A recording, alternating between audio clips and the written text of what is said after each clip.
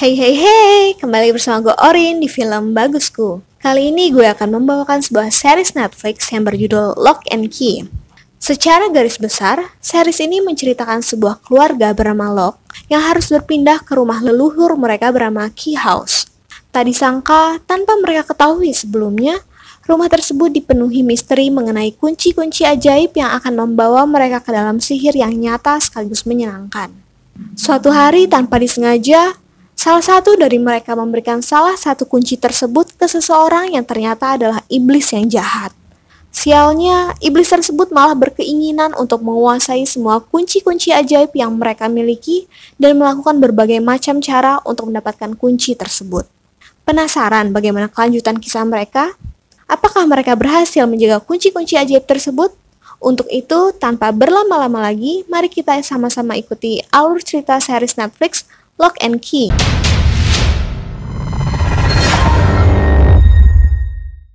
Film diawali dengan memperlihatkan keluarga Locke yang terdiri dari Nina Locke dan ketiga anaknya, Tyler, Kinsey, dan Bodhi, tengah menuju ke Madison, sebuah kota kecil di Massachusetts, tempat rumah leluhur keluarga mereka berada. Nina dan anak-anaknya pindah ke rumah tersebut setelah Randall Locke, suaminya, tewas dibunuh di rumah mereka sebelumnya. Sesaat sebelum sampai di rumah yang mereka tuju, mereka berhenti sejenak di sebuah toko es krim yang saat itu tengah dijaga oleh seorang pria bernama Scott Cavendish. Scott di sini nantinya akan menjadi teman satu sekolah dari Kinsey. Newcomers discount. It's very kind of you. Kehadiran Nina dan anak-anaknya telah ditunggu oleh Uncle Duncan, saudara laki-laki dari almarhum suaminya. Uncle Dunk sapaannya memberikan sedikit sambutan kecil dan setelah itu mereka pun segera masuk ke dalam rumah. Rumah tersebut dikenal oleh masyarakat kota dengan nama Key House dan merupakan rumah penuh misteri keluarga Locke. Di rumah inilah Nina dan anak-anaknya akan tinggal untuk sementara waktu. Snot gobbler. Well, then why don't they call it that? And this. Okay, guys. Unpack, explore. Let's do this thing. Key House adalah rumah tua nan megah dan memiliki berbagai koleksi yang bagus.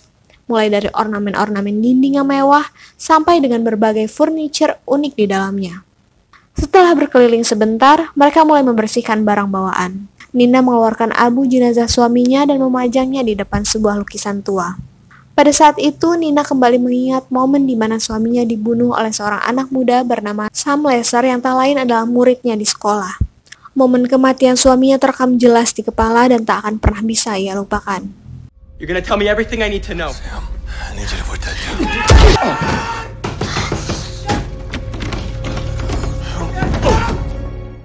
Di sisi lain, Bodhi, anak bungsu Nina, berkeliling untuk mendapatkan beberapa foto. Penelusurannya membawa ia masuk ke dalam sebuah rumah yang di dalamnya terdapat sebuah sumur tua. Bodhi memotret ke dalam sumur tersebut dan tak menyangka mendengar seseorang berbicara dari dalamnya. Bodhi yang merasa penasaran mencoba menanyakan siapa yang ada di dalam sumur tersebut. Lalu terdengar jawaban bahwa ia adalah bayangan dari Bodhi itu sendiri. Bayangan tersebut juga menceritakan bahwa Key House memiliki kunci-kunci ajaib. Kunci-kunci tersebut dapat membawamu untuk pergi kemana saja yang kamu inginkan. Bodhi pun menanyakan bagaimana ia bisa mendapatkan kunci tersebut. Bayangan tersebut mengatakan bahwa kunci-kunci itu nantinya akan berbisik dengan sendirinya kepadamu. Echo! I'm here, Bodhi. Have you found any keys yet? What keys? There's a key that can let you step outside your body and be a ghost. Seakan tidak percaya dengan apa yang baru saja ia dengar, Bodhi kembali ke rumah dan berniat untuk memberitahu Kinsey di kamarnya. Namun Kinsey yang akan segera mandi tidak mengacuhkan apa yang disampaikan Bodhi dan meninggalkannya begitu saja. Bodhi pun melihat sebuah gelang di atas meja dan terdengar mulai berbisik kepadanya. Ia pun mendekat dan mencoba mengambil gelang tersebut. Di sana ia menemukan sebuah kunci dan mencoba mengambilnya. Bodhi yang percaya dengan apa yang disampaikan oleh seseorang yang mengaku bayangannya, mencoba menggunakan kunci tersebut dan berniat pergi ke toko es krim yang pernah mereka kunjungi sebelumnya. Ia mencoba menggunakannya di sebuah lemari pakaian dan sangat tak percaya, pada saat ia membuka pintu lemari tersebut, ia langsung menuju ke toko es krim yang ia maksud. Am I here? This is a trick question. That'd be $3. Hang on. Sekembalinya dari toko es krim dan membeli sebuah es kon, Kinsey yang dari tadi di kamar mandi pun keluar. Body mencoba menceritakan apa yang baru saja ia alami, namun Kinsey tidaklah percaya. Ia malah menyeret Body untuk segera keluar. Pada malam harinya, Body kembali mendengar bisikan yang mengarahkannya ke sebuah kunci yang berada di dasar lubang wastafel. Ia mengambil dan membersihkan kunci tersebut.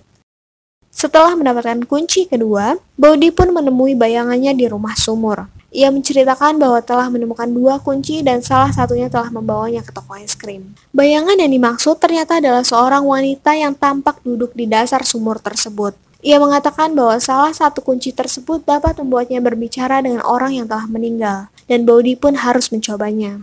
Mendengar hal tersebut, Body yang sangat merindukan ayahnya berkeinginan untuk berbicara dengan almarhum ayahnya. Ia mencoba menggunakan kunci tersebut di sebuah lemari cermin di kamarnya. Pada saat ia menggunakan kunci tersebut, tak disangka tangannya dapat menembus ke dalam cermin yang membuatnya sedikit merasa ketakutan. Body pun memanggil ibunya dan memintanya untuk melihat ke cermin tersebut. Nina sedikit kaget dengan apa yang dilihatnya. Bayangan yang dipantulkan dari cermin tersebut seakan memanggilnya untuk masuk. Nina pun mencoba mendekat dan masuk ke dalam cermin tersebut. Sesampainya di dalam, bayangan tersebut membawa Nina untuk masuk lebih jauh hingga ia tersesat dan tidak bisa keluar. Ia berteriak meminta tolong yang membuat Body panik dan berlari ke rumah sumur untuk meminta pertolongan. Bodhi? Mom? Bodhi! Bodhi, help me! Help me! I'm gonna go find help! Body menceritakan hal yang dialaminya ke perempuan bayangan tersebut dan meminta pertolongan. Tak lama setelah itu, perempuan tersebut tiba-tiba muncul dan meminta Body untuk menyerahkan kunci kemana saja yang dimilikinya dengan dalih menyelamatkan ibunya. Body yang tidak menaruh kecurigaan langsung memberinya kunci tersebut. Namun setelah itu, perempuan bayangan tersebut mengatakan bahwa di tempat itulah ibunya akan mati. Perempuan tersebut juga mengancam Body untuk mencari dan menyerahkan semua kunci-kunci yang ia temukan. Body yang merasa tertipu tidak dapat berbuat apa-apa. Ia baru menyadari bahwa seseorang yang mengaku sebagai bayangannya tersebut adalah seorang yang jahat. Ia pun menjulukinya dengan wanita sumur. Tak lama setelah itu, wanita sumur pun pergi dan meninggalkan Body seorang diri. Where did she go? It's a fine place to trap your enemies. I thought you said that key lets you see people who have died. See you around, kiddo. Melihat hal itu, Body pun mengambil sebuah tali yang ada di sana dan segera berlari kembali ke kamarnya untuk menyelamatkan ibunya. Sesampainya di rumah, Body menemui Tyler dan Kinsey yang baru saja pulang. Ia langsung membawa mereka ke kamar untuk menyelamatkan ibu mereka. Tyler dan Kinsey yang pertama kali melihat kunci tersebut langsung kaget dengan apa yang mereka lihat.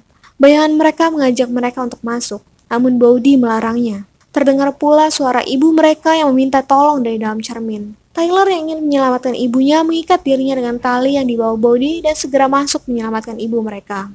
Mom.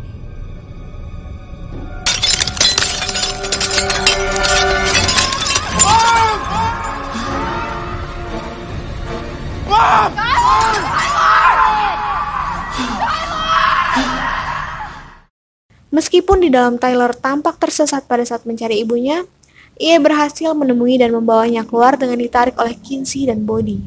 Setelah keluar, Kinsey menanyakan kenapa hal tersebut bisa terjadi. Body pun menceritakan hal tersebut karena kunci-kunci ajaib yang ia temukan. Kunci-kunci tersebut memiliki sihir yang ajaib. Anehnya, ibu mereka seakan tidak sadar dengan apa yang telah terjadi dan membuat mereka menyadari bahwa orang dewasa mungkin tidak bisa merasakan kekuatan sihir dari kunci-kunci ajaib tersebut. Mom, you went to the mirror in there, and then you got lost inside. You were just in there. What are we talking about? Episode 1 ditutup dengan wanita sumur menemui seseorang yang tengah berada di dalam sebuah penjara. Mau tahu kelanjutannya? Saksikan di episode kedua.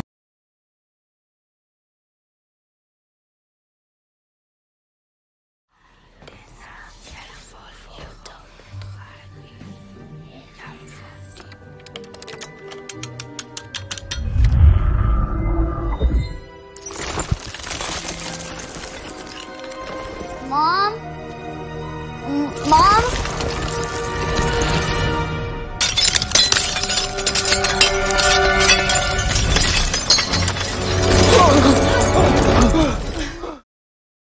Setelah mengetahui bahwa Key House menyimpan misteri tentang kunci-kunci ajaib, Body menyusun rencana untuk menemukan kunci-kunci yang tersisa. Di samping itu, Kinsey kembali menanyakan kepada ibunya apa benar ia tidak mengingat sama sekali apa yang telah terjadi padanya semalam. Namun sudah seperti yang ia duga, ibunya tetap tidak mengingat apa-apa. You don't remember seeing anything unusual last night? We'll get around to polishing it, but it's way down on my list. Pagi itu, Tyler dan Kinsey kembali ke sekolah setelah pindah ke rumah baru mereka.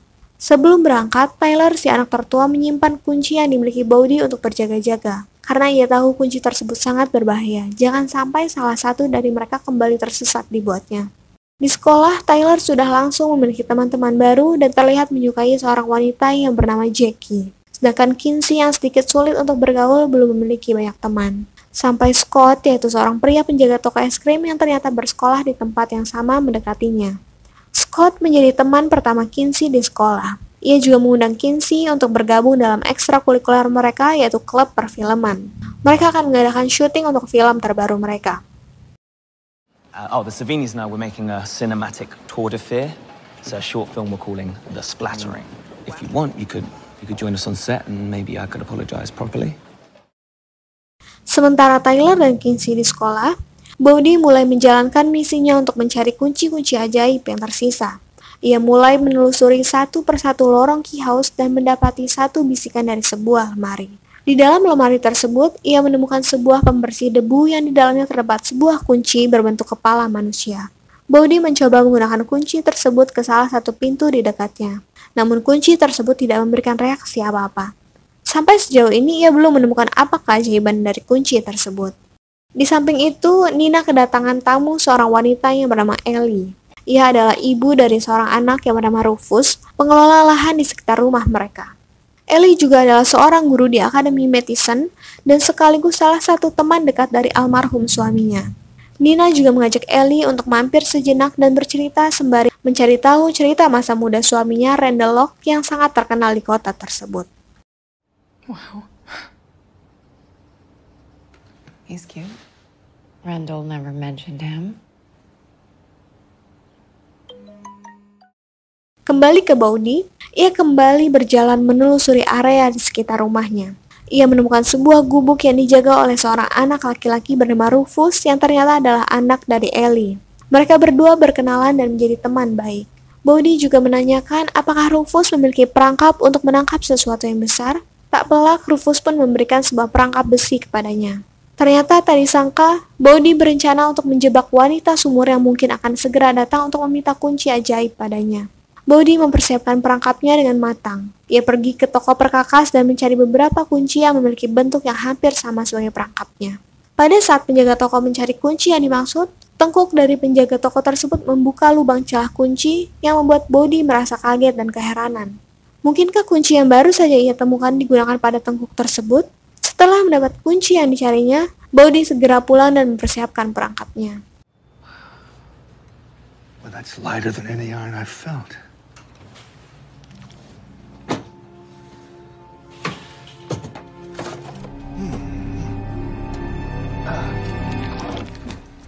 Here. Ia memasang perangkap besinya di atas kursi dan menutupinya dengan sebuah selimut. Di atasnya, ia meletakkan sebuah kunci palsu yang baru saja ia dapatkan sebagai umpannya. Sementara itu, ia teringat dengan apa yang dialaminya di toko perkakas sebelumnya. Ia mencoba mendekatkan kunci ajaib tersebut ke tengkuknya. Dan benar saja, terdapat sebuah celah kunci yang terbuka dan dapat digunakan untuk mencari tahu keajaiban dari kunci tersebut. Beberapa saat setelah itu, wanita sumur tersebut datang dan meminta Bowdy untuk segera menyerahkan sisa kunci yang ia temukan. Wanita sumur tersebut juga melihat sebuah kunci di atas sebuah kursi dan segera ingin mengambilnya. Namun pada saat ia akan mengambil kunci tersebut, perangkap yang dipasang Bowdy bekerja dan merusak boneka yang sedang dibawanya. Did you find? Marah atas perangkap yang dipasang Bowdy, wanita sumur tersebut mencekiknya dan mengancamnya untuk segera memberikan sisa dari kunci ajaib yang ada. Karena jika tidak, ia dan keluarganya pasti dalam kondisi bahaya. Wanita sumur tersebut berjanji akan segera datang kembali dan meminta apa yang tengah dicarinya. Setelah itu, wanita sumur itu pun berjalan keliling dunia dan menikmati berbagai kesenangan dari kunci kemana saja yang telah ia dapatkan. Berpindah pada Kinsey, ia mendatangi undangan Scott untuk bergabung dalam kegiatan ekstrakurikuler mereka. Di sana terlihat juga ada beberapa orang yaitu Doug, Zadie, Eden, dan Gabe, seorang anak baru pindahan ke Madison. Mereka adalah orang-orang yang terlibat dalam film yang sedang digarap oleh Scott. Kinsey pun juga mendapatkan peran dalam film tersebut dan memulai beradu akting sesuai dengan arahan Scott. Action. Nathaniel. No such thing. Pada malam harinya, pada saat Tyler dan Kinsey sudah di rumah, Bobby tengah berpikir untuk memberanikan diri menggunakan kunci ajaibnya. Sesaat ia menggunakan kunci ajaib tersebut, tubuhnya langsung menjadi kaku dan terlihat seperti sebuah patung. Namun di belakang terdapat dirinya yang lain dan sebuah box yang berisi semua hal yang ada di dalam pikirannya. Box tersebut adalah box dari isi kepala Bobby sendiri.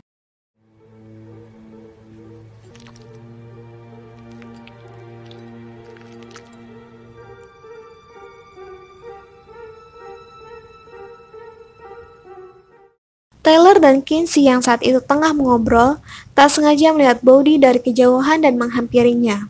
Mereka melihat Bobby tengah mematung dan tiba-tiba mereka dikagetkan dengan Bobby yang lain tengah berada di belakang mereka. Ia mengajak untuk masuk ke dalam box besar tersebut. Penasaran dengan apa isi dari box tersebut? Saksikan di episode ketiga ya.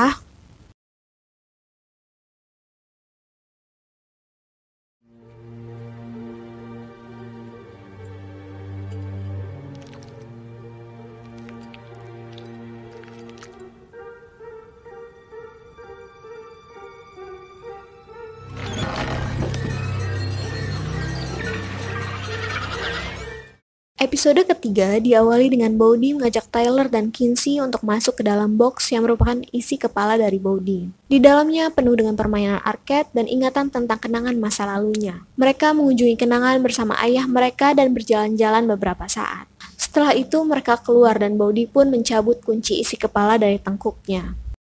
So it turned around that they ended up on a remote island that wasn't on any map. I'm getting there. I think I remember this one. They decided to take it home with them. But while they were in the sea monster chewed up their whole ship, so they couldn't escape. Tyler dan Kinsey pun menanyakan bagaimana itu semua bisa terjadi. Bobby pun menjelaskan bahwa itu semua terjadi karena kunci isi kepala yang baru saja ia temukan. Scene berpindah pada wanita sumur yang sedang mengunjungi rumah terbakar pada awal episode pertama. Terlihat ia sedang mencari sesuatu di dalam rumah yang sudah habis terbakar itu, namun ia tidak menemukannya. Tak lama setelah itu, di luar rumah ia bertemu dengan seorang anak yang mengalungi sebuah kunci di mana kunci tersebut memiliki kekuatan untuk dapat memantik api. Wanita sumur yang ternyata datang untuk mencari kunci tersebut mengambilnya secara paksa dan melempar anak tersebut ke depan kereta yang tengah berjalan. Sampai sejauh ini, ia telah mengumpulkan 2 kunci ajaib termasuk kunci pintu kemana saja. Where'd you get that key? Don't worry about it. Were there any others? Hey! Pada malam harinya, pertandingan hoki sedang berlangsung di mana Nina, Bobby, dan Kinsey turut datang untuk memberikan semangat kepada Tyler yang menjadi salah satu pemain. Namun sampai akhir pertandingan, Tyler tidak juga diturunkan dan hanya mendiami bangku cadangan hingga membuatnya merasa kesal. Di satu sisi, pada saat mereka akan pulang, ia melihat seorang pria sedang menunggu Kinsey hingga membuatnya terlihat tidak nyaman. Tyler menghampiri mereka, namun pria tersebut malah mengejek Tyler karena tidak diturunkan. Merasa kesal, Tyler pun menghajarnya hingga ia dibawa oleh Joe Ridgway, salah seorang gurunya untuk dimintai keterangan. Joe adalah guru bagi Tyler sekaligus ayahnya. Joe merupakan guru senior di sana. Well, you'd miss out on some pretty great parts, too. Yeah, that's true. Sepulang dari pertandingan hoki, Kinsey yang rindu akan kenangan bersama ayahnya mengajak Tyler untuk masuk ke dalam pikirannya menggunakan kunci isi kepala. Ia mengunjungi kenangan masa kecil bersama ayahnya yang waktu itu seringkali menemaninya sebelum tidur. Setelah mengenang kembali kebersamaan bersama ayahnya, mereka berpindah ke masa kenangan sewaktu mereka berada di Seattle, kenangan sewaktu terjadinya pembunuhan terhadap ayah mereka. Kinsey yang saat itu sangat ketakutan, bersembunyi dan mendekap Bobby bersamanya. Rasa takut sungguh menyelimuti Kinsey dan membuatnya bertransformasi menjadi seorang makhluk yang menyeramkan. Rasa takut itu tiba-tiba datang dan menyerang Tyler, namun Kinsey menusuk makhluk tersebut hingga ia pun akhirnya pergi. Setelah itu, mereka pun keluar dan Kinsey pun menjelaskan kepada Tyler siapa yang menyerangnya. Tyler!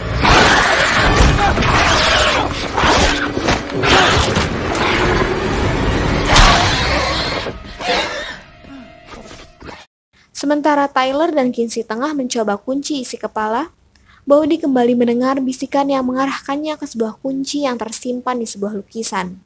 Kunci tersebut memiliki simbol tengkorak dan ia mulai mencoba ke sebuah pintu yang memiliki simbol yang sama.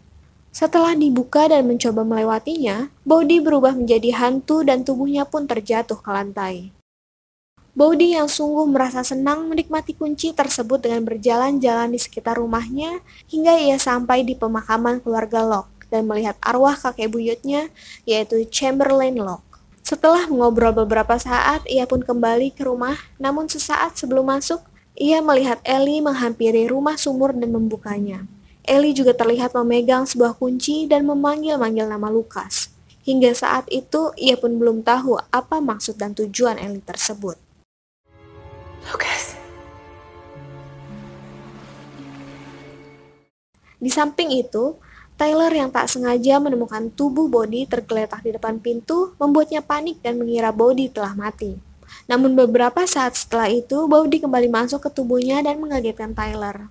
Bowdy menjelaskan bahwa ia menemukan kunci untuk menjadi hantu dan ia pun baru saja mencobanya dan bertemu dengan kakek buyut mereka yaitu Chamberlain Locke. Marah atas rasa takut yang menyelimuti dirinya, Kinsey kembali menggunakan kunci isi kepala dan mencari makhluk yang merupakan transformasi rasa takutnya. Ia menggunakannya di hutan dan mengeluarkan makhluk tersebut dari kepalanya serta berusaha menguburnya.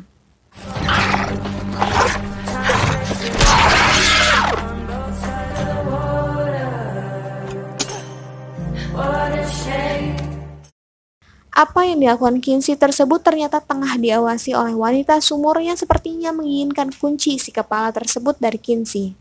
Mau tahu kelanjutannya? Saksikan di episode keempat.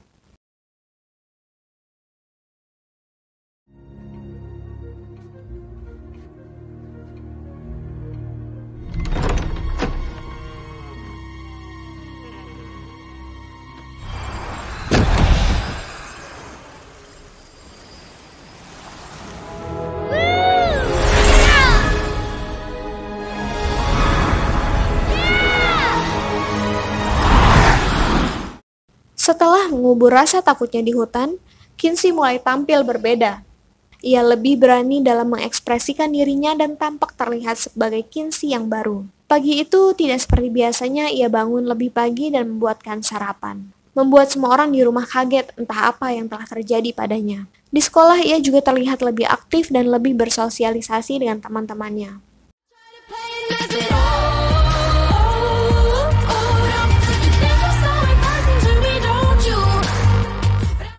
Pagi itu setelah Tyler dan Kinsey ke sekolah, Nina kembali bertemu dengan Ellie. Ia mengunjungi Nina hanya untuk bersilaturahmi. Pada kesempatan itu, Nina mencoba menanyakan tentang foto semasa SMA suaminya kepada Ellie. Foto yang berisikan teman dekat Randall, di mana di sana juga terdapat Ellie. Ellie mengatakan bahwa yang tersisa dari mereka hanya dirinya dan Erin.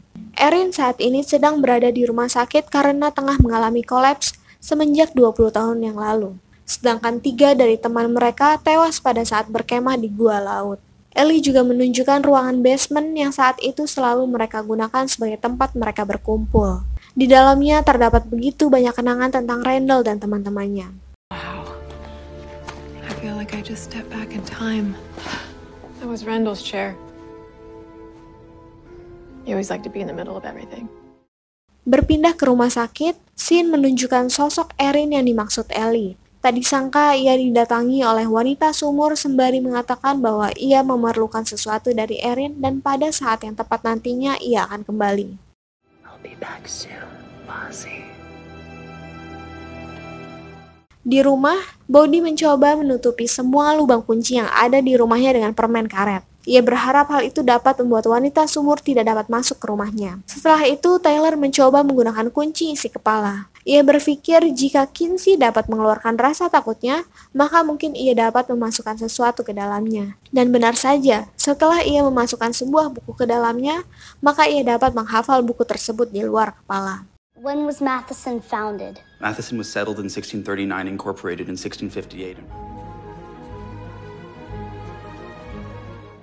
Di sisi lain, Kinsey juga kembali bermain dengan kunci isi kepala. Ia mengajak Scott untuk datang ke rumahnya dan mengajaknya masuk ke dalam kepalanya.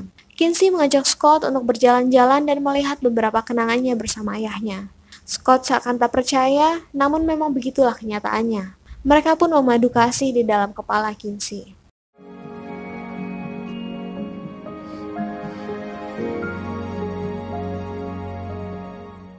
Pada malam harinya, seisi rumah dibuat kacau dengan kedatangan wanita sumur secara tiba-tiba. Ia hampir membakar seisi rumah dengan kunci pemantik apinya. Wanita sumur tersebut juga mendekap Bode dan mengancamnya di tengah pusaran api. Ia meminta Bode untuk menyerahkan kunci yang ia miliki, terutama kunci isi kepala yang ia tahu bahwa Bode telah memilikinya. Namun Bode menolak untuk memberikannya. Bode juga mengatakan kepada wanita sumur, jika ia benar-benar menginginkan kunci tersebut, kenapa ia tidak mengambilnya sendiri dari tangan Bode? Dari sinilah diketahui bahwa wanita sumur tersebut tidak dapat mengambil kunci tersebut secara langsung dari tangan keluarga Locke. Kesal atas apa yang dilakukan Bode padanya, wanita sumur mengancam akan segera kembali dan setelah itu meninggalkan Bode. I'm done playing games. Give me the key. Setelah itu, wanita sumur tersebut mendatangi seorang pemuda yang ada di tahanan yang mana ia adalah Sam Lesser, pembunuh dari Randall Locke. Ia memberikan Sam kunci pemantik api dan menyuruhnya untuk segera menjalankan sebuah misi. Mau tahu misi yang akan dijalankan Sam seperti apa? Saksikan di episode kelima ya. What does she want? The keys.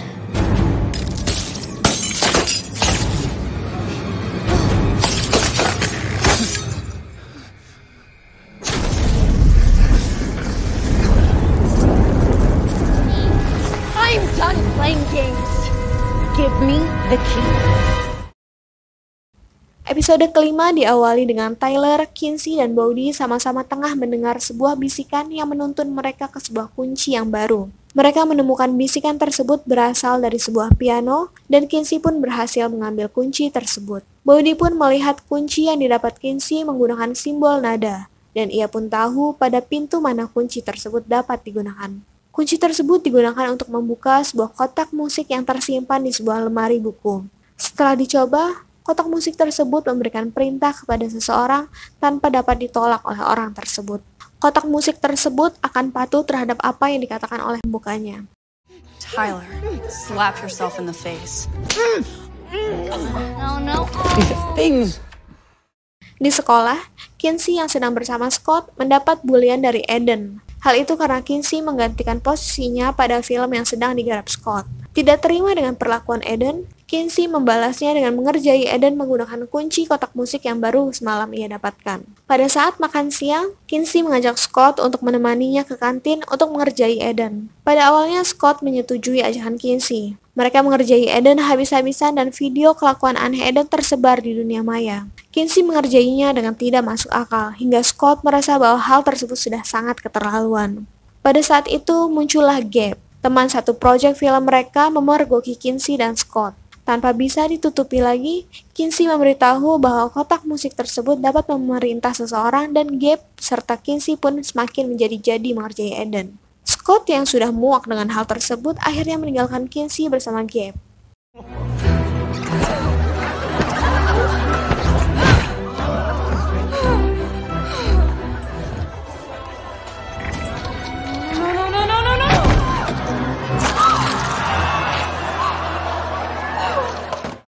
Berpindah ke key house, Nina yang baru saja pulang dari luar dikagetkan dengan seseorang yang tengah masuk ke dalam rumahnya.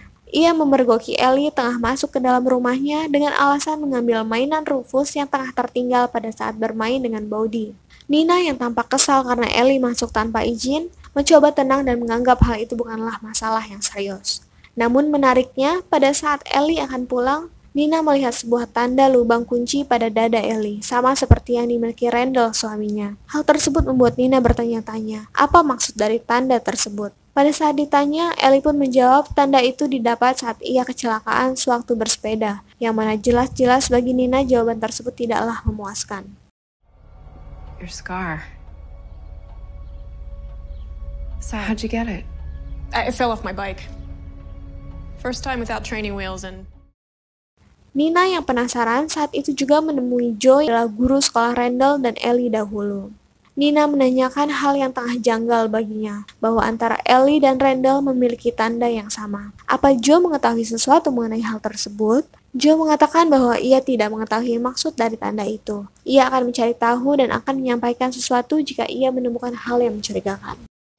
Whatever happened, Nina, it's way in the past. Then why lie about it? And I'm always here. I'll help you however I can.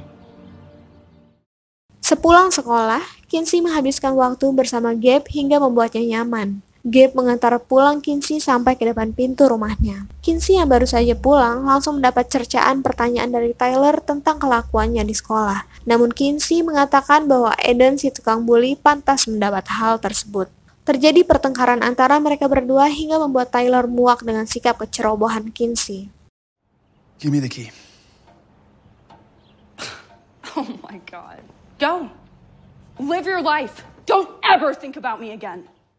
Sementara mereka bertengkar, Bodhi dan Uncle Dang tengah bersama. Bodhi sedang memetakan seluruh isi rumah untuk memudahkannya mencari sisa kunci yang ada. Uncle Dang tampak ingin membantu, namun sayang Key House tampak asing baginya. Ia tidak mengingat apa-apa mengenai rumah tersebut. Seakan-akan masa kecilnya hilang dan bukan berada di Key House.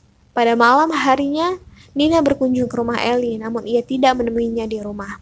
Pada saat hendak pergi, Nina menanyai Rufus apa benar mainannya tertinggal di Key House. Rufus pun menjawab tidak. Hal tersebut membuatnya semakin curiga kepada Ellie.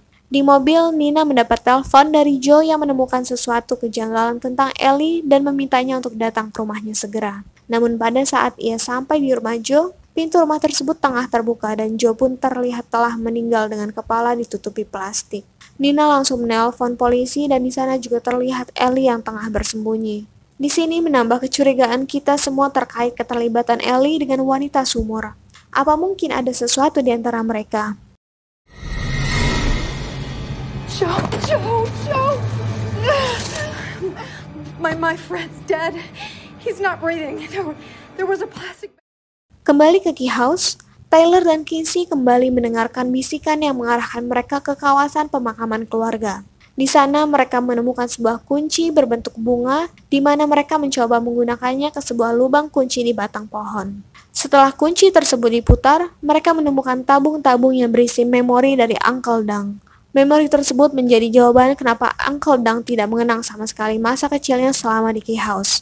Pada memori itu, mereka juga menemukan bahwa ayah mereka telah menghilangkan nyawa 3 temannya di Key House yang membuat mereka memahami bahwa mungkin karena itulah ayah mereka tidak ingin kembali ke Key House. From that photo, the ones that drowned. Penasaran kelanjutannya? Saksikan di episode ke-6 ya.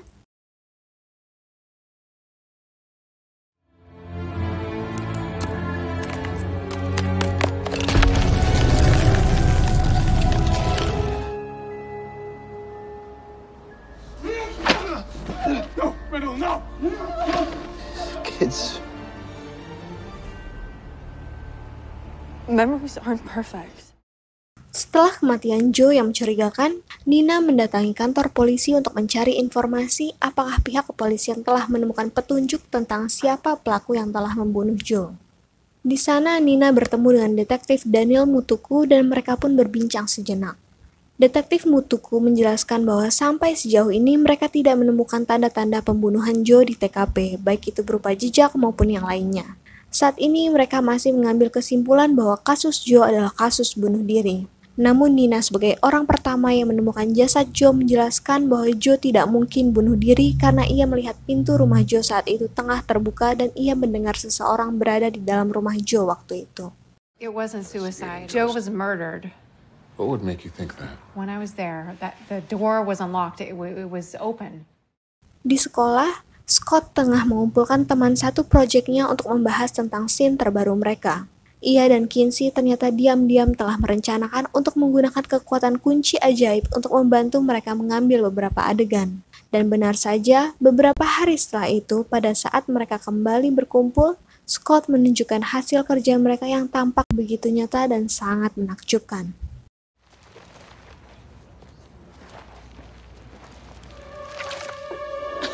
Wow. How the hell did you do that? Berpindah pada memori Uncle Dang yang telah mereka temukan, Kinsey yang penasaran tentang apa yang telah dilakukan ayahnya, membawa memori-memori tersebut ke hadapan Uncle Dang. Ia menunjukkan kembali memori-memori tersebut dan berharap Uncle Dang dapat membantunya untuk menemukan jawaban dari rasa penasarannya. Namun pada saat ia menunjukkan memori tersebut, Uncle Dang malah merasa sangat pusing dan pikirannya tidak bisa menerima apa yang dilihatnya. Ia merasa dekat dengan memori itu, namun ia juga merasa tidak pernah ada di posisi tersebut. I wanted you to look at them to see if you remember anything about them. Feels so familiar, but I don't know what I'm looking at. I feel really queasy. Malam itu, Kinsey menunjukkan sesuatu yang baru saja ia temukan kepada Tyler. Ia melihat memori bahwa ayah mereka dan teman-temannya mendatangi gua laut dan di dalamnya terdapat cahaya biru yang mencurigakan. Kinsey mengajak Tyler untuk mendatangi tempat tersebut, namun Tyler menolak dan tidak mau terlalu memusingkan prasangka Kinsey tentang ayah mereka. Kinsey yang tetap bersikeras untuk ke sana, akhirnya memutar otak dan mengajak Scott dan teman-temannya untuk mendatangi tempat tersebut dengan dalih untuk melakukan syuting di dalamnya. Kinsey mengatakan bahwa di sana terdapat spot yang bagus dan cocok untuk film mereka. Namun setelah berhasil membawa teman-temannya untuk masuk ke dalam gua tersebut, Kinsey dikagetkan dengan apa yang dilihatnya. Ia melihat sebuah pintu yang sangat mencurigakan dan mengandung energi negatif yang sangat besar. Pintu tersebut mengeluarkan cahaya biru di sekelilingnya dan ia yakin di balik pintu tersebut ada hal buruk yang tengah menanti. Pintu tersebut bernama pintu hitam.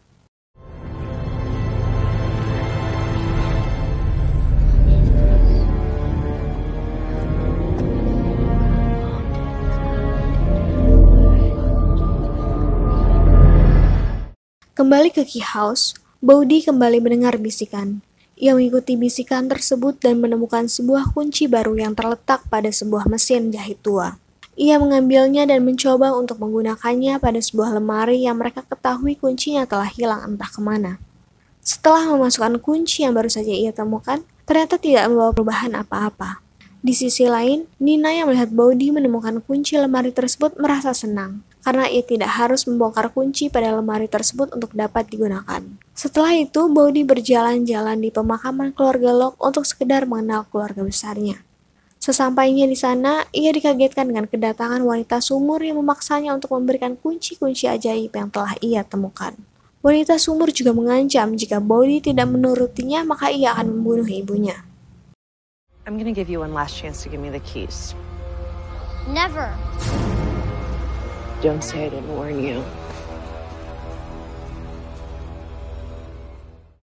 Setelah itu, wanita sumur tersebut mendatangi pesta yang diadakan Javi, salah satu teman Tyler. Di sana ia juga menggoda Tyler yang telah datang terlebih dahulu.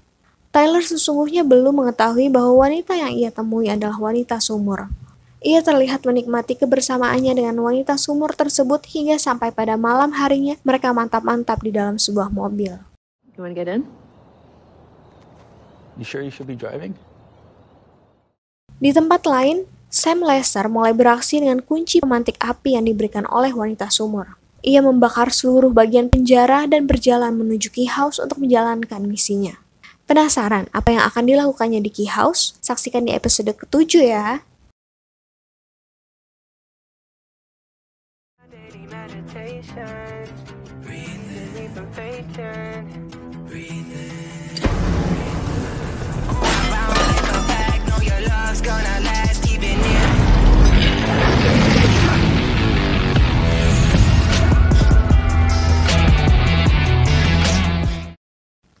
Episode ke-7 diawali dengan Sam Lesser yang telah datang ke Key House dan berhasil masuk dengan menjebol pintu jendela. Ia langsung menuju ke lantai atas dan masuk ke kamar Tyler. Ia juga sempat mengganti bajunya dengan baju Tyler. Nina yang mendengar ada suara aneh langsung menuju ke kamar Tyler dan tak disangka Sam Lesser telah berada di sana dan mengacungkan senjata padanya. Hey there, Mrs. Locke. I'd really appreciate it if you didn't scream. Kinsey dan Bowdy yang saat itu tengah berjalan ke arah dapur, dikagetkan dengan kaca jendela yang terlihat pecah. Mereka mencurigai sesuatu telah terjadi dan memutuskan untuk mencari tahu dengan Bodhi menggunakan kunci menjadi hantu dan menyelinap masuk mencari tahu apa yang sebenarnya telah terjadi. Bodhi dikagetkan dengan Sam yang saat itu telah menahan ibunya. Sam juga mengancam ibu mereka untuk segera memberikan kunci isi kepala.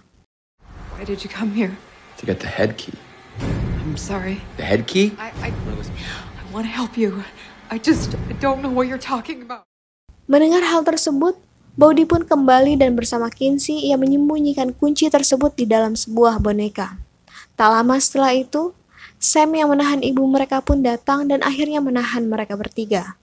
Sam meminta untuk segera memberikan kunci isi kepala padanya, namun Kinsey berbohong dengan mengatakan bahwa kunci tersebut tengah dibawa oleh Tyler. Sam yang tak percaya menggeledah mereka dan mengambil sisa kunci yang ada. Setelah itu mereka menunggu Tyler di meja makan. Di sana Kinsey menanyakan apa masalah Sam karena telah menghancurkan keluarganya. Ia telah menghilangkan nyawa ayah yang sangat dicintainya. I tell him he should have had your Looney Tunes ass committed before you destroyed our family.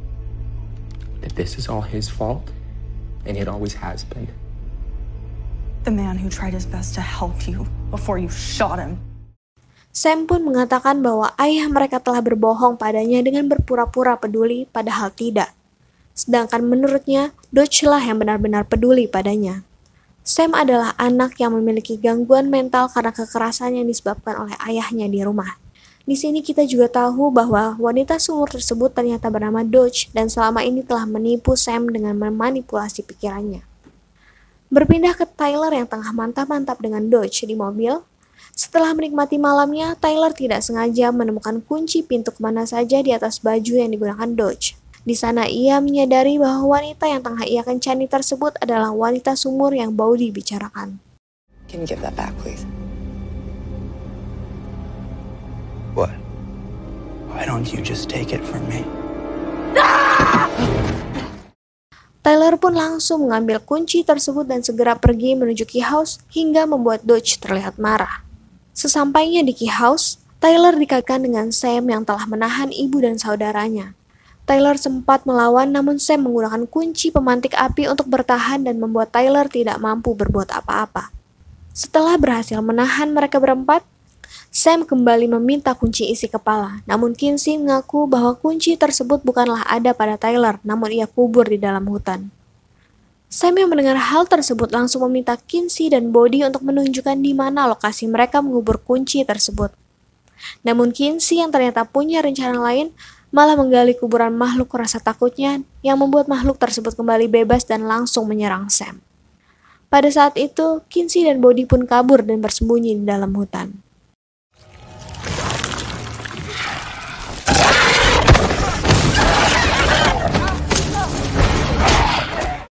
Sementara itu, Tyler mencoba mencari di mana Kinsey dan Bodhi menyimpan kunci isi kepala. Ia berhasil menemukannya dan menyimpannya untuk berjaga-jaga.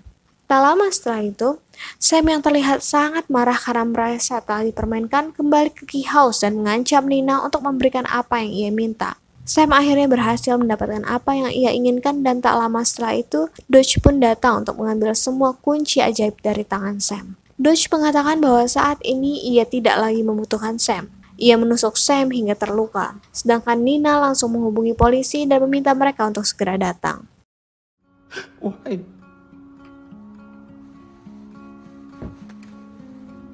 It's because there's nothing special about you at all.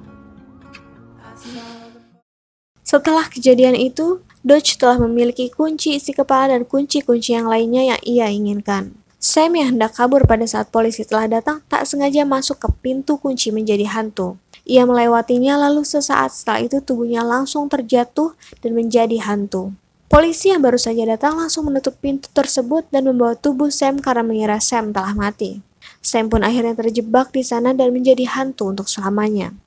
Pada scene akhir, Nina yang tampak stres dengan apa yang telah terjadi mencoba membuka minuman memabukkan yang ada di dalam lemarinya. Ia kembali minum setelah beberapa bulan berpuasa. Mau tahu kelanjutannya? Saksikan di episode ke-8 ya.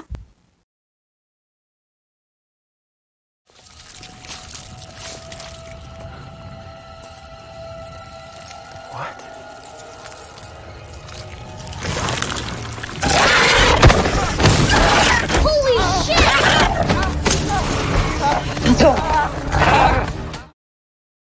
Episode ke-8 diawali dengan Ellie yang tengah menyiapkan sarapan untuk anaknya. Di sana juga ada seorang pria yang bernama Lucas yang tak lain adalah mantan pacarnya dulu.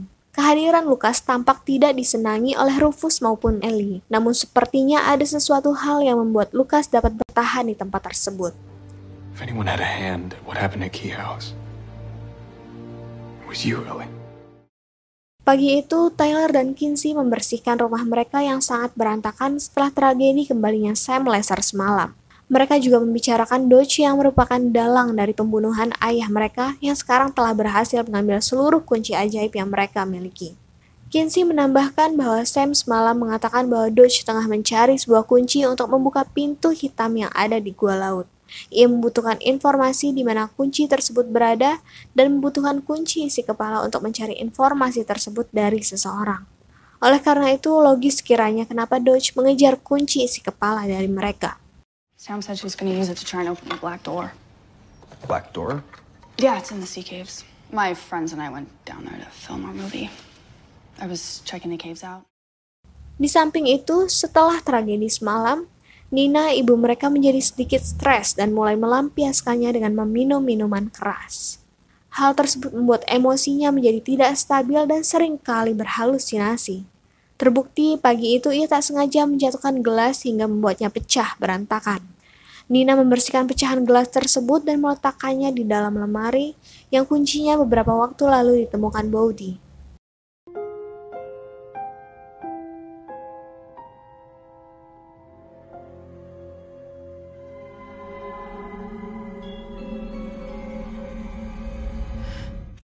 Tak lama setelah itu, Ellie dan Rufus pun datang untuk membawakan spanci sup untuk Nina dan keluarganya.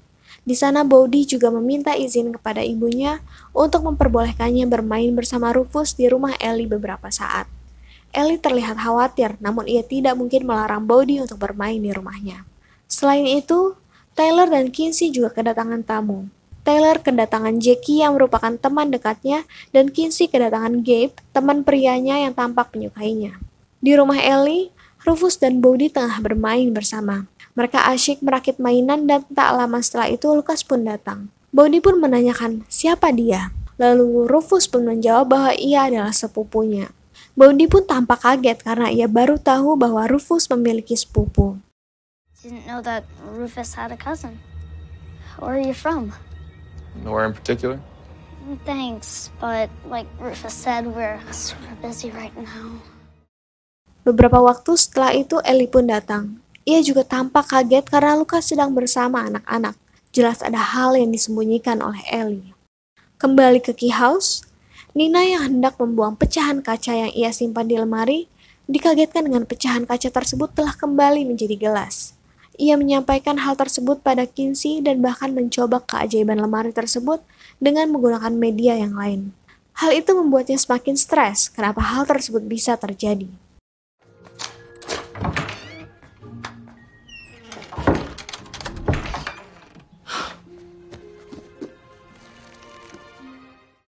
Tak butuh waktu lama, setelah mendapatkan kunci isi kepala, Dodge langsung mendatangi Erin di rumah sakit. Ia masuk ke dalam pikiran Erin yang mana dulu adalah mantan pacar Randall. Di dalam isi kepala Erin, Dodge juga menemui jiwa Erin yang ternyata selama ini terperangkap dalam pikirannya sendiri. Hal tersebutlah yang membuat Erin kolaps selama ini. Dodge menemukan jawaban bahwa kunci Omega yang merupakan kunci pintu hitam tersimpan di dalam kepala Randall. Maka mungkin saat ini kunci tersebut berada pada abu jenazah dari Randall sendiri. Di tempat lain, Kinsey membawa Tyler untuk mendatangi gua laut. Di sana mereka menemukan nama-nama penjaga kunci dan yang masih hidup hanya tersisa Ellie dan Erin. Dan mungkin Erin lah yang mengetahui di mana kunci pintu hitam tersebut berada karena dulu ia adalah orang yang paling dekat dengan ayah mereka. Menyadari bahwa mungkin Dodge akan menemui Erin di rumah sakit, Kinsey segera menuju ke rumah sakit untuk memperingati Erin. Namun Kinsey yang telah terlambat segera diberitahu oleh Erin bahwa Dodge sebenarnya adalah Lucas. We're worried that someone might try to get inside your head. That's Lucas. Dodge. Berpindah ke Ellie, tak disangka di sana ternyata ia selama ini telah mengetahui bahwa Lucas sebenarnya adalah Dodge. Dodge memaksa Ellie untuk segera mencari kunci Omega di Key House. Terlihat Ellie terpaksa melakukan itu semua karena jika tidak, Rufus anak satu-satunya dalam keadaan bahaya. Setelah mengetahui bahwa Dodge adalah Lucas, Tyler mendapat bisikan dari kendi abu jenazah ayahnya. Ia memecahkan kendi tersebut dan menemukan kunci Omega di dalamnya. Mau tahu keseruan selanjutnya? Saksikan di episode ke-9 ya.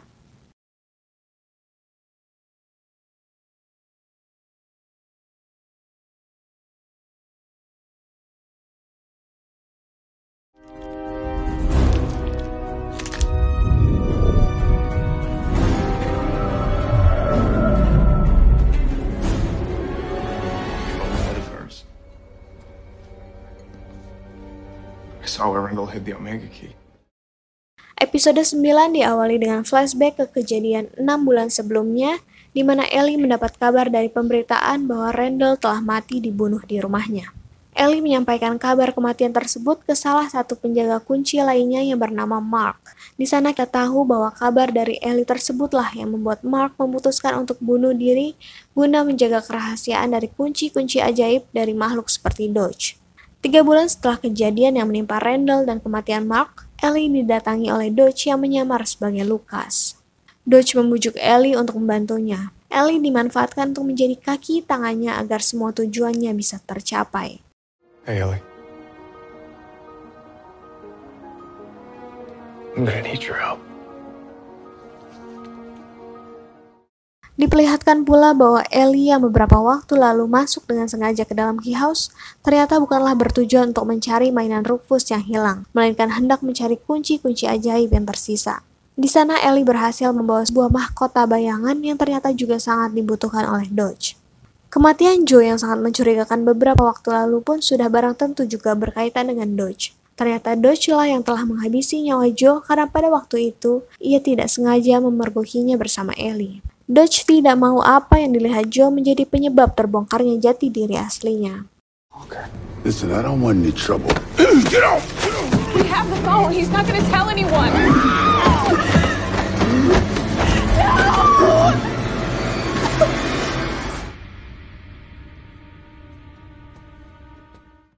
Bowdy yang telah mengetahui bahwa Dodge yang ternyata adalah Lucas, menceritakan kepada Rufus siapa Lucas sebenarnya dan kejahatan apa yang telah ia lakukan.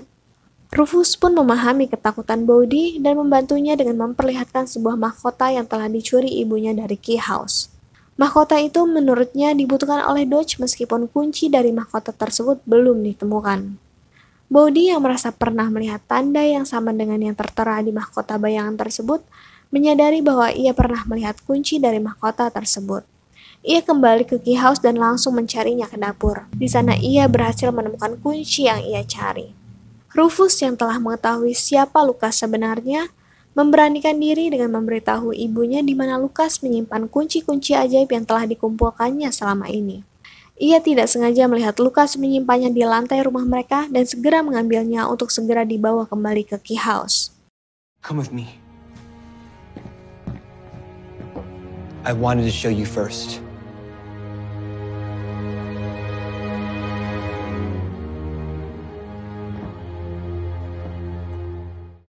Ellie yang merasa bahwa apa yang telah dilakukannya sudah sangat salah, membuat pengakuan di depan Tyler dan yang lainnya tentang apa yang telah terjadi dan siapa Dodge tersebut sebenarnya.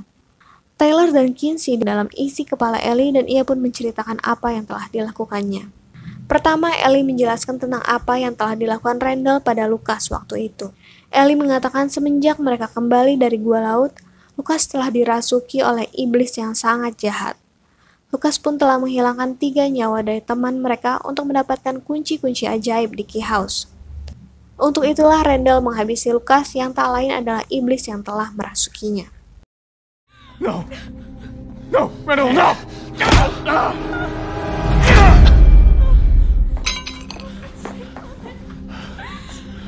Rendell?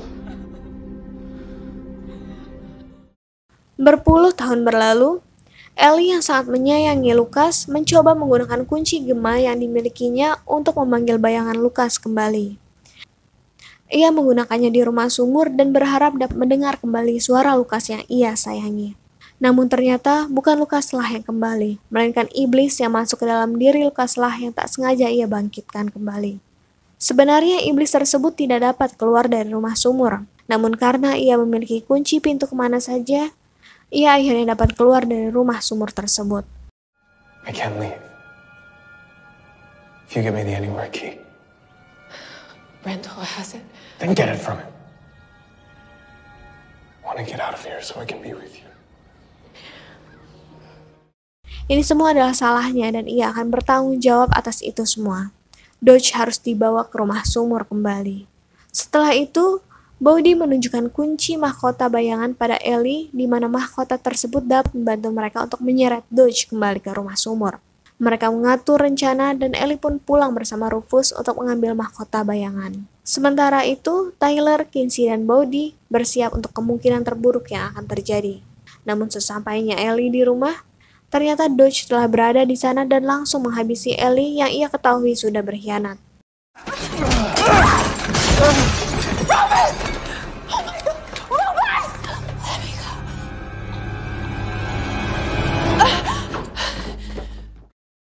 Dodge juga berhasil mengambil kunci mahkota bayangan dan berencana menggunakannya untuk merebut kunci Omega yang saat ini masih berada di Key House. Penasaran dengan pertarungan terakhir di Key House? Saksikan di episode ke-10 ya.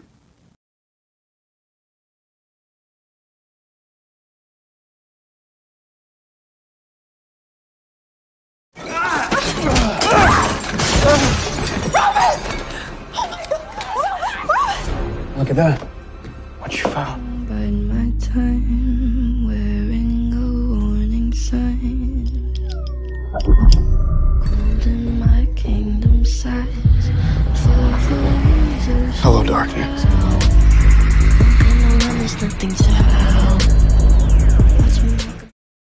Episode ke-10 diawali dengan Tyler, Kinsey, dan Bowdy yang tengah resah menunggu Ellie yang tidak kunjung datang membawa mahkota bayangan.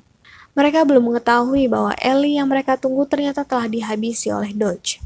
Tak lama setelah itu, Dodge datang ke Key House dan mulai menggunakan mahkota bayangan untuk menyerang dan mencari kunci Omega yang ia inginkan. Ia mengetahui bahwa kunci Omega tersebut pasti berada di dalam kendi abu jenazah Randall. Namun setelah melihat sendiri, ia tidak menemukan kunci tersebut karena sebelumnya telah disimpan oleh Tyler. Kesal karena tidak menemukan apa yang ia cari, bayangan jahat yang diperintah Dodge langsung mencekik Tyler dan kembali menanyakan di mana kunci Omega berada. Di saat itu, Bowdy tidak sengaja menghidupkan lampu dan membuat bayangan tersebut menghilang. Kini mereka tahu bahwa bayangan tersebut dapat dikalahkan dengan cahaya dan mereka pun segera menghidupkan seluruh lampu yang ada di Key House.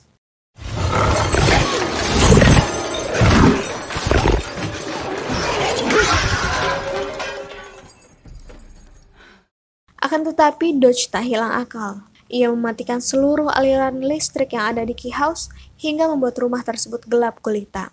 Kinsey pun segera menuju ke basement rumah dan hendak menghidupkan kembali kontak daya di rumah tersebut. Namun sebelum ia sampai di pengaturan sekring rumahnya, Kinsey dikejar dan diseret oleh bayangan-bayangan jahat Dodge.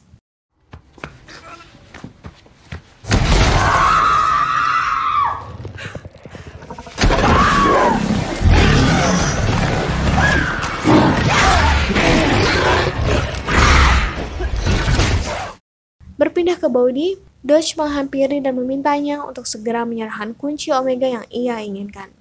Namun Bowdy yang berani malah menolak dan menggunakan pedang berlampu miliknya untuk menyerang Dodge hingga membuatnya tiba-tiba langsung dikalahkan.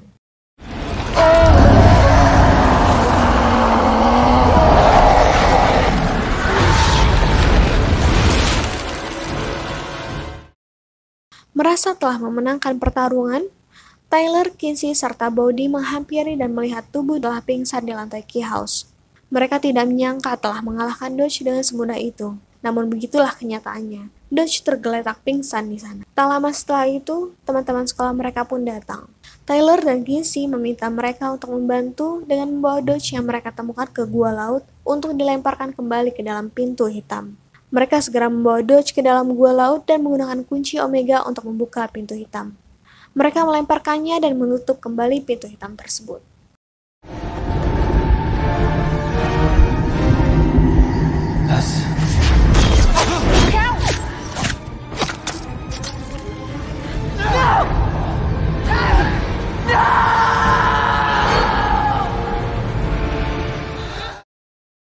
pada akhir film, plot twist terjadi. Diperlihatkan bahwa Gabe, teman dekat Kinsey, secara mengejutkan adalah Dodge yang selama ini menyamar sebagai Gabe. Ia ternyata menggunakan kunci identitas untuk membentuk karakter Gabe dan mendekati Kinsey untuk mengetahui kunci-kunci ajaib yang ia inginkan. Diperlihatkan juga bahwa pada saat mereka membuka pintu hitam semalam, tak sengaja Eden terkena salah satu tembakan dari dalam pintu hitam yang membuatnya berubah menjadi iblis. Sehingga sekarang, Dodge atau Gabe telah memiliki satu pasukan yang dapat ia gunakan untuk menjalankan tujuannya, yaitu Eden. Mungkin kalian penasaran, jika yang mereka lempar ke dalam pintu hitam bukanlah Dodge, lalu siapa? Tak disangka Dodge memiliki tujuan lain dengan telah merubah Ellie menjadi dirinya menggunakan kunci identitas. Oleh sebab itu, kita tahu bahwa yang dilempar oleh Tyler dan yang lain ke dalam pintu hitam sebenarnya adalah Ellie, bukanlah Dodge. Akan tetapi, sejauh ini Tyler, Kinsey, dan Bodhi tidak menyadari itu semua. Mereka mengira telah menghabisi Dodge, padahal Dodge selalu ada di sekitar mereka. Penasaran kelanjutannya seperti apa? Bagaimana kelanjutan cerita dari kunci-kunci ajaib tersebut? Saksikan Key and Lock Season 2 yang baru saja tayang di Netflix atau tunggu aku untuk buatkan alur ceritanya ya. Terima kasih dan dadah!